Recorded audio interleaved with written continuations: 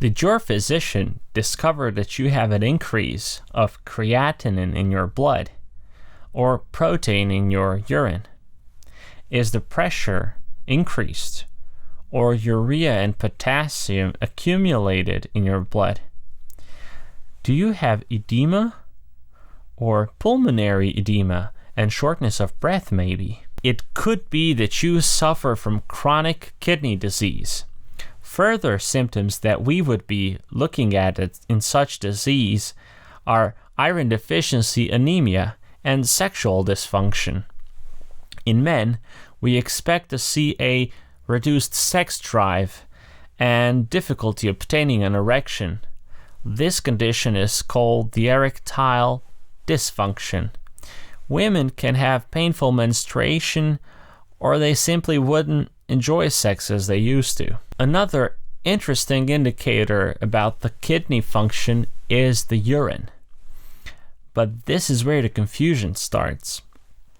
People often think that if you release more urine, you have the chronic kidney disease. And some people think if you release less urine, you have the chronic kidney disease. The thing is, both of these statements could be true. It depends only when. Patients who are in the early stage of chronic kidney disease usually present an increased release of urine, while those patients in the late stage of the chronic kidney disease usually present a reduced release of urine. Chronic kidney disease is characterized through loss of kidney function and gradual progression over a period of months or years. And it ultimately ends in the end stage where patients need dialysis or kidney transplant. All of these words such as dialysis, end stage, loss of function, they sound pretty scary when you listen to them. And we should not scare the patients. What we want to do is catch this disease early, because there are so many things that could be done about it.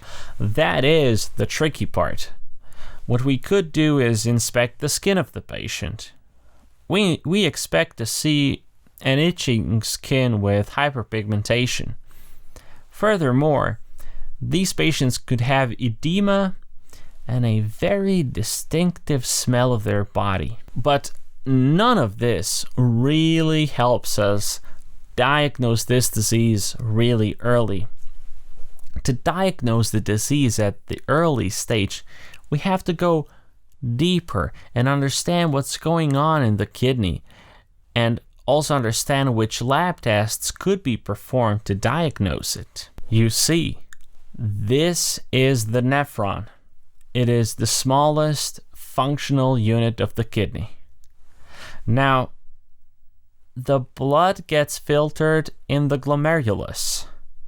This here is the glomerulus. And now, because in the glomerulus, the blood gets filtered, we want to measure the glomerular filtration rate. We could also measure the creatinine levels in the urine, but this is not really reliable because only after loss of function of 50%, we expect to see an increase in creatinine levels.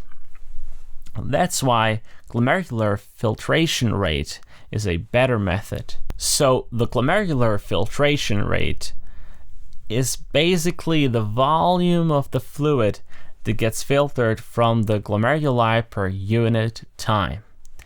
And of course, it depends on the size of the body. So if we have the body with the surface of 1.73 square meters, we're talking about normal values between 100 and 120 milliliters per minute. So let's say you got your GFR values and they're not really 100 to 120 milliliters per minute.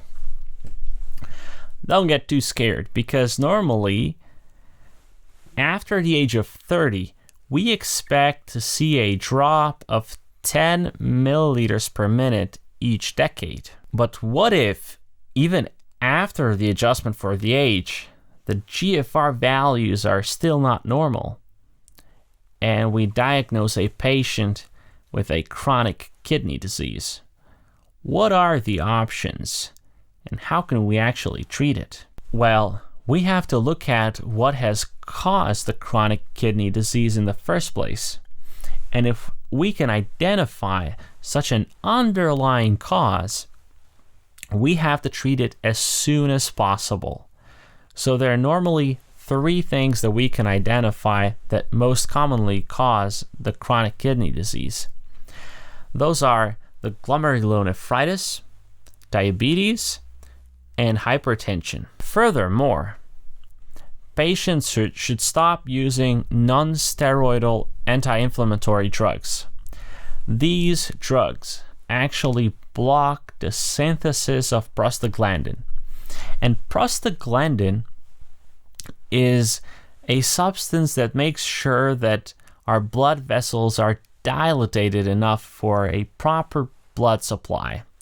Without this molecule, blood vessels contract, and thus there is less blood entering the kidneys, and therefore the glomerular filtration rate is also reduced even more. If the blood pressure is increased, we have to reduce the blood pressure. Sure, we could try to do that with ACE blockers. But what better way is there if we can actually do it with change of our diet? We can take less salt and drink less coffee. And we can definitely expect to see changes in the blood pressure. If we fail to prevent the disease from progressing, and if the kidneys of the patient are insufficiently functional, the next step would be the dialysis. That is a process of removing excess water and toxins from the blood. We can achieve this using procedures called hemodialysis and peritoneal dialysis. At the end, if there is an adequate donor, and if it's technically possible, a kidney transplant can be performed. If you need more help and information about symptoms, then go to symptomsky.com. There you can find experts and our software for symptoms. If you are studying or teaching medicine, then go to anatomsky.com. There you can find these animations and 3D models in software I made.